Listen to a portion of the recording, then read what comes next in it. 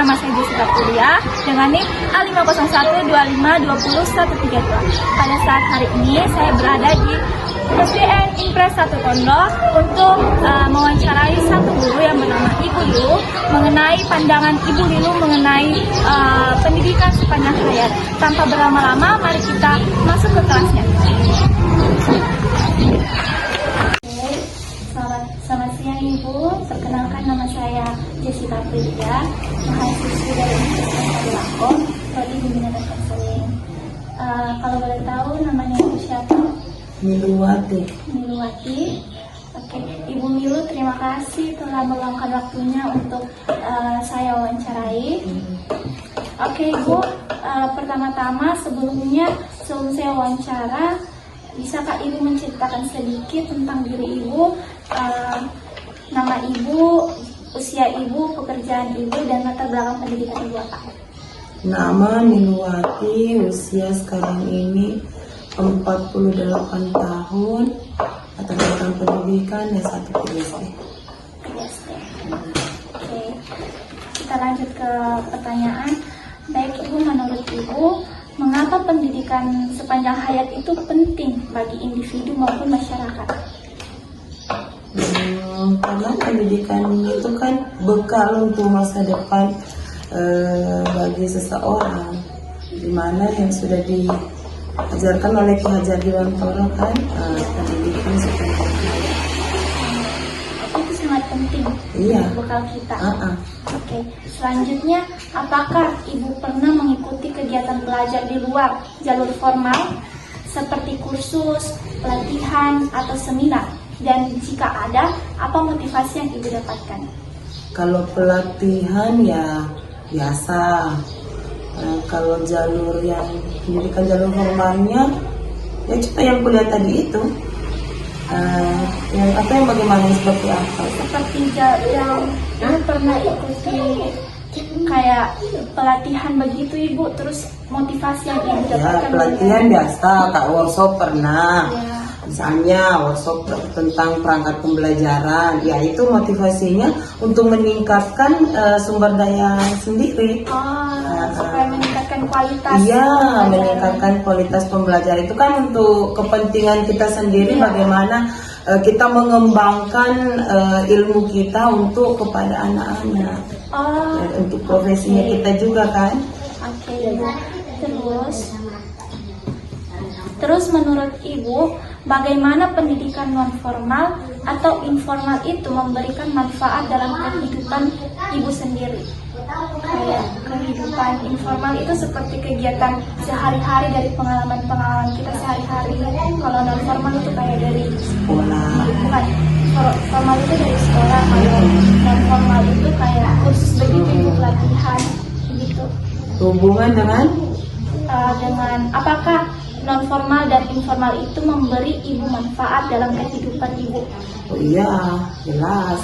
Kalau misalnya yang formal kan melalui sekolah. Iya. Nah, tanpa saya sekolah di PGSD itu belum tentu saya bisa jadi guru kan? Iya. Nah, itu formal, itu manfaatnya bagi saya. Kalau informal, seperti saya ikut pelatihan, workshop, seminar, itu kan bermanfaat untuk profesi saya dan untuk menambah pengalaman. Oke. Terus pertanyaan keempat, bagaimana pendidikan sepanjang hayat itu dapat diterapkan dalam kehidupan sehari-hari? Pendidikan sepanjang hayat. Iya. Kita hanya bisa memberikan motivasi kepada siswa itu kan. Misalnya, jangan sampai ada yang putus sekolah, jadi harus belajar terus. Meskipun belajar itu bukan hanya melalui di bangku sekolah kita dapatkan, dari pengalaman pun kita bisa dapatkan. Itu namanya belajar juga, ya kan? Melalui pengalaman, seperti misalnya saya kan biasa sharing dengan teman, itu kan pengalaman, belajar juga pengalaman. Kita biasa sharing dengan teman, oh saya dapat kendala di kelas seperti ini, mungkin teman yang lain bisa memberikan solusi. Saya juga pernah hadapi, saya berikan solusi seperti ini dan itu bisa menyelesaikan masalah yang saya hadapi. Itu kan termasuk belajar juga. Jadi belajar bukan hanya duduk di bangku sekolah. Nah kalau misalnya, tapi sekarang ini kan pemerintah memang sudah mencanangkan harus wajib belajar ya. Nah, jadi makanya itu SD dan SMP kan tidak dipungut biaya. Nah, jadi minimal mereka sudah ada dasar sampai di situ. Kalaupun sekarang ini kan sudah didata siswa-siswa yang putus sekolah. Jadi harapan jangan sampai ada yang seperti itu, karena tanpa duduk di bangku sekolah, kalau yang kayak paket A itu kan masuk informal ya. Karena dia bukan yang seperti kita SD ini, dia kan sudah yang putus sekolah, direkrut di suatu tempat, kemudian diberikan pembelajaran, kemudian kurikulumnya itu berbeda. Yang paket itu beda kurikulumnya dengan sekolah umum ini. Karena saya pernah mengajar paket A yang sederajat dengan SD di Impres, anak-anak kulit panggul.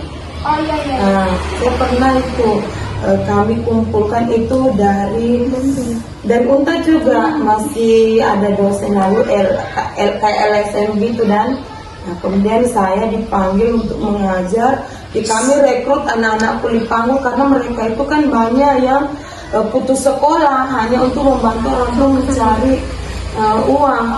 Nah, jadi kami kumpulkan, kemudian koordinasi dengan pihak RT, dan memang kurikulum yang kami pakai itu waktu itu tahun berapa saya sudah lupa, beda dengan kurikulum pada umumnya yang di SD.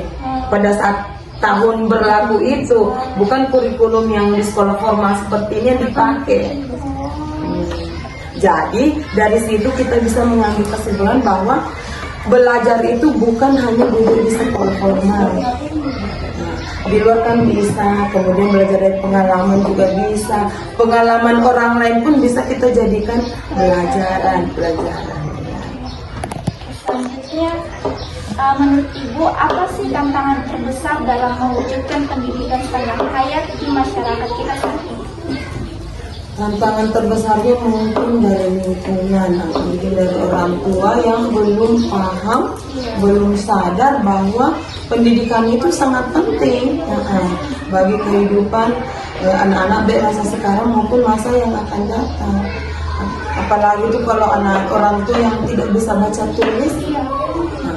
Cuman yang kebetulan kami di sini ada orang tua yang tidak bisa dia baca tulis, tapi dia motivasinya kepada anaknya itu sungguh luar biasa. Tapi ada juga sebagian yang tidak ada motivasi untuk anaknya. Jadi saya rasa yang paling berpengaruh itu keluarga, lingkungan. Ya. Meskipun kita atau pemerintah sudah mendatangi satu rumah meminta untuk anaknya yang sampai putus sekolah harus sekolah, tapi kalau tidak ada motivasi dari orang tua kan susah. Apalagi dengan lingkungan. Jadi menurut Ibu cara untuk mengatasi tantangan itu bagaimana? Ya jelas kita harus berikan dulu kesadaran kepada lingkungan dan orang tuanya. Itu dulu. Tidak bisa, meskipun anak itu mau sekolah, kalau kayak misalnya yang di daerah bagian atas itu tumbuh apa, itu kan lebih banyak kalau hari panen, waktu panen itu anak-anak tidak sekolah.